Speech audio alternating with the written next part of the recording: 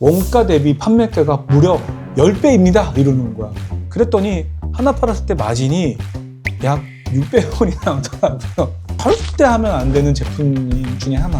저는 이런 현상을 뭐라고 부르냐면 카테고리 편식이라고 이야기를 하거든요. 카테고리 편식에서 벗어나는 방법은 아주 간단해요. 이 작업을 아무도 안 한다는 게 핵심인 것 같아요.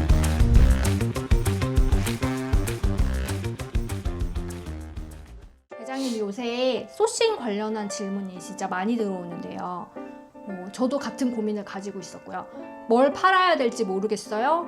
소싱 했는데 잘 안 팔려요. 이런 고민이 되게 많아요. 그거에 대해서 좀 해결 방법을 알려주실 수 있을까요? 10년 전에도 그리고 지금도 전 앞으로도 똑같은 것 같아요. 그러니까 온라인 판매를 처음 하려고 하시는 분들이나 하려고 하는 마음을 먹은 사람들이 가장 어렵게 느끼는 부분이 이 아이템 소싱 영역이지 않을까, 그 파트이지 않을까라는 생각이 들더라고요. 또 마치 소싱에 대한 어떤 고민과 상담은 계속 좀 정기적으로 저한테 오는 것 같기는 해요. 그리고 며칠 전에 이 소싱에 대한 문제로 저를 찾아온 분이 계셨죠. 그래서 제가 그 부분에 대해서 상담을 해드린 부분이 있는데 그 부분에 대한 이야기들을 조금 오늘 해드리면 좋을 것 같아요. 그러면 영상을 보시는 분들도 도움을 많이 받을 수 있을 거라는 생각이 들더라고요.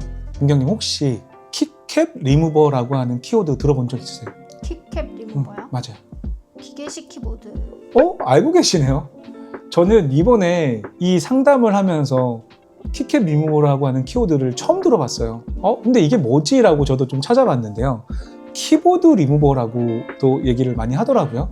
근데 이게 어디서 시작됐을까라고 생각을 해봤더니 바로 기계식 키보드에서 시작이 된 것 같아요.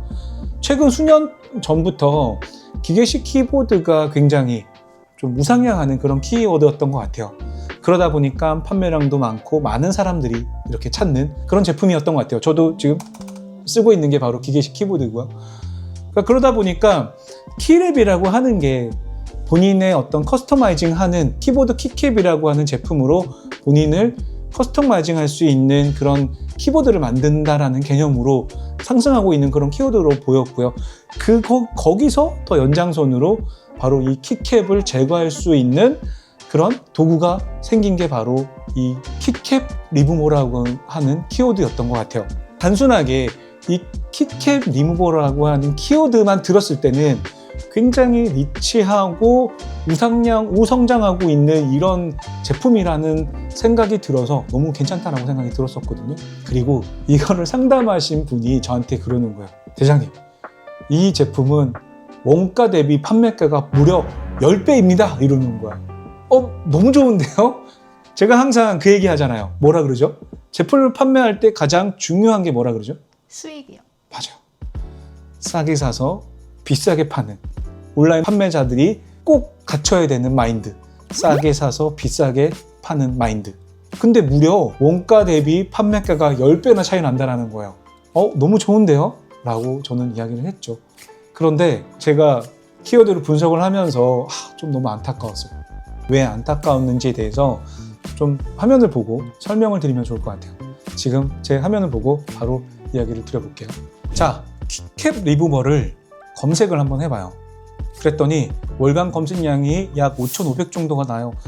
쿠팡에서 월간 검색량이 5,500 정도면 검색량이 많은 건 아니지만 틀림없이 수요가 있을 거라는 생각이 들었어요. 그리고 나서 제일 중요한 바로 판매량을 한번 확인해 보는 거예요. 첫 번째 제품이 480개, 40개, 25개, 그리고 300개, 50개, 80개, 40개, 50개. 전체적으로 특정 제품이 판매량이 좀 보이긴 했지만 전반적으로는 판매량이 좀 많이 없구나라는 생각을 했어요.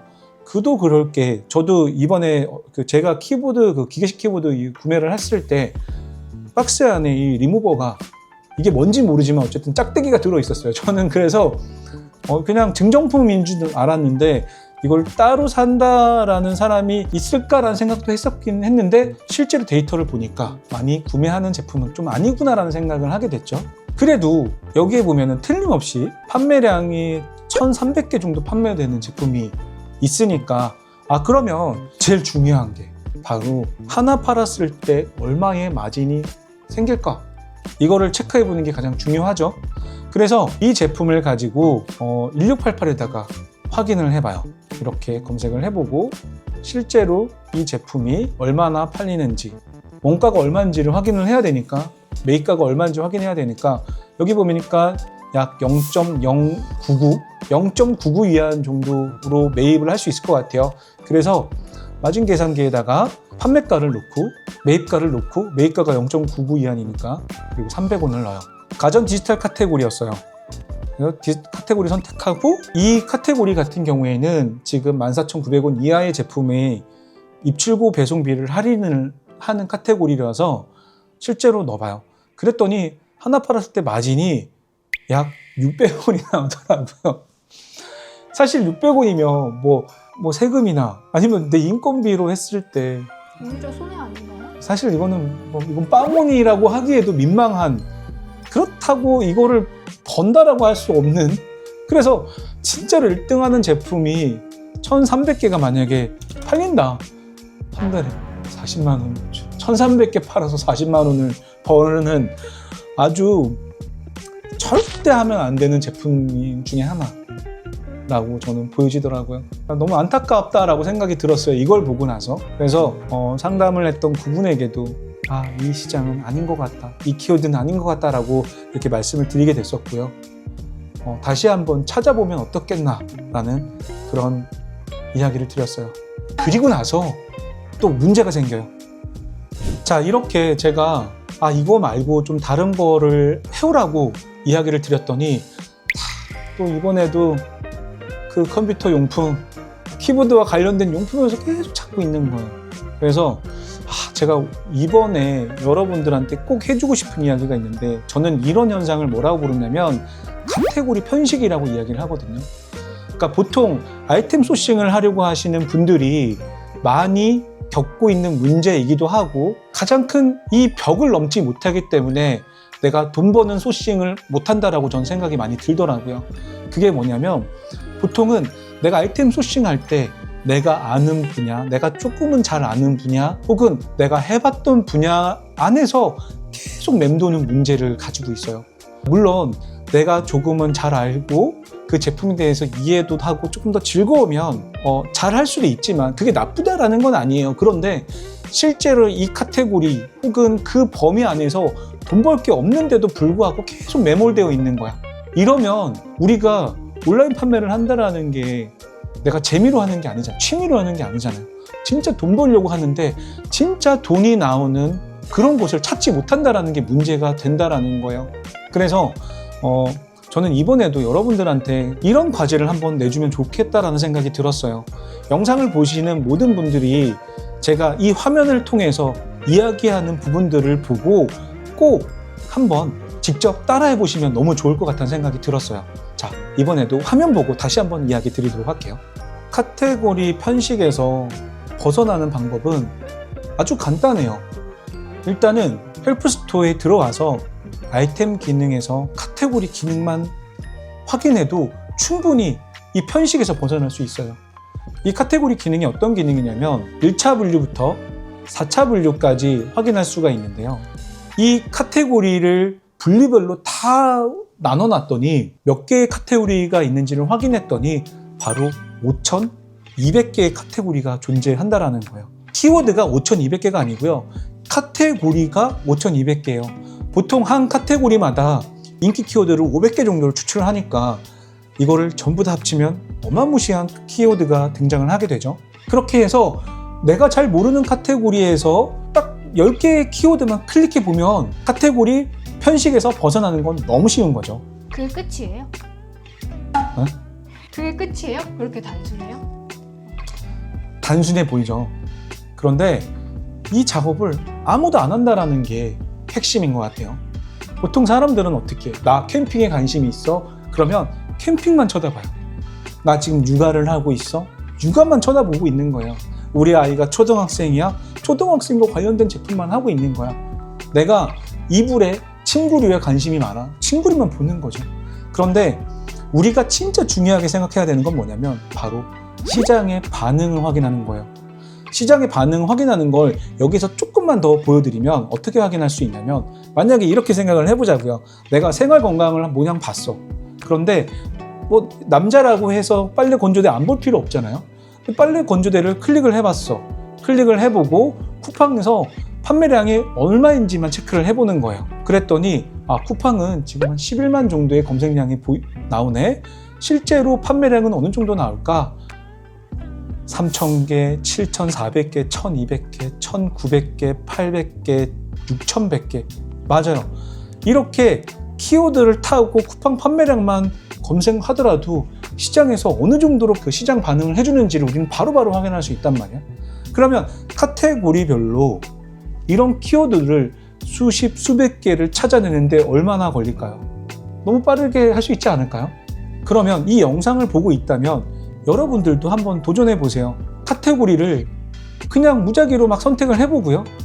그리고 이 카테고리에서 내가 잘 모르는 키워드들을 클릭을 해보고, 그리고 쿠팡에서 얼마가 판매되는지 체크만 해보세요. 중요한 건 시장에서 반응하고 있는지를 안 하는지를 판단하는 거죠.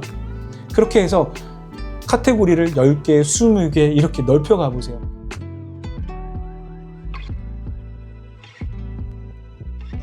자, 오늘 이야기를 정리하자면, 하나, 헬프스토어에서 내가 잘 모르는 카테고리 2개를 선택해 보시는 거예요. 둘, 그 카테고리에서 10개의 키워드를 클릭을 해보고 그 키워드별로 실제로 판매량이 얼마인지를 확인해 보는 거죠. 셋, 1688이나 도매국에서 실제로 내가 공급을 받을 수 있는 가격을 확인한 다음에 마진을 계산해 보세요. 바로 이렇게 하면 데이터로 아이템 소싱하는 가장 기본적인 방법이 되실 거예요. 대장님, 그러니까 소싱할 때 카테고리를 내가 모르는 분야까지 되게 다양하게 보고 그 중에서도 괜찮은 키워드를 찾아서 이게 실제로 마진이 남는지까지 여기까지 봐야 된다는 말씀이신 거죠? 맞아요. 우리가 아까 이야기했던 키캡 리무버를 괜히 소싱해갖고 팔기 시작했는데 돈도 안 남고 일만 하게 되는 그러한 현상을 미리 다 방지할 수 있는 거죠. 그게 바로 데이터로 아이템 소싱하는 방법이라고 생각하시면 될 것 같아요. 근데 대표님 아까 그 마진 남는 거 확인하셨을 때 계산기 사용하셨잖아요. 그거 혹시 어디에서 쓸 수 있는 거예요? 이거는 지금 공개되어 있는 서비스는 아니고요. 그런 기능은 아니고 다음 영상에 이 마진 계산기를 쓰는 방법과 사용법을 좀 공개해 드리면 좋을 것 같아요. 그럼 다음에 하시죠. 그 영상 찍어주시면 좋을 것 같고요. 알겠습니다. 그리고 사실 오늘 대표님께서 헬프스토어 사용하는 법 많이 알려주셨잖아요. 근데 이게 사실 구독 회원이 아니면 약간 좀 사용 횟수에 여러 가지 좀 문제가 있으니까 이렇게 무료 쿠폰을 좀 아니 9,900원인데 한 달에 이거는 좀 써야 되는 거 아닐까? 일단 쓰고 나면 계속 구독하실 거예요. 좋아요. 그러면 고정 댓글에다가 신청해 주시면 한 달 무료 쿠폰 쓸 수 있도록 그렇게 모두 드리도록 할게요. 네, 알겠습니다. 감사합니다. 자, 오늘도 데이터로 판매하는 그런 하루 되세요. 우리는 또 다음에 좋은 영상으로 만나도록 하겠습니다. 안녕. 감사합니다.